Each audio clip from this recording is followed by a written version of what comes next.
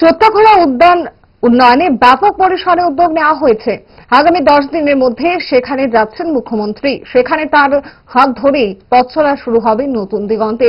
এই খবর জানানোর পাশাপাশি সেই ক্ষেত্রেও বামেদের সমালোচনা করলেন মন্ত্রী সুশান্ত চৌধুরী।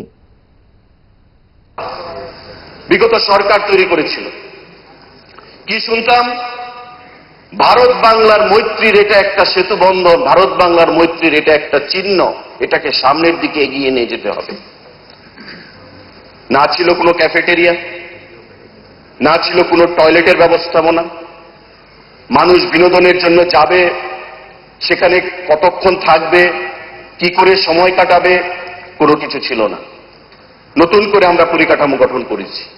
আগামী 10 দিনের মধ্যে মাননীয় মুখ্যমন্ত্রীর হাত ধরে আমরা 4.5 কোটি টাকা খরচ করে এইটাকে আবার নতুন করে গাজিবো, ক্যাফেটেরিয়া, টয়লেট, পথওয়ে, এই জিনিসগুলো আমরা 11টা কম্পোনেন্ট আরো অ্যাড করেছি এই চোত্তাখোলা পার্কের মধ্যে 4.5 কোটি টাকা ব্যয় করে, যেটা আগামী 10 থেকে 12 দিনের মধ্যে আমরা মাননীয় মুখ্যমন্ত্রীর হাত ধরে সেটাকে নতুন করে আবার উদ্বোধন করাবো।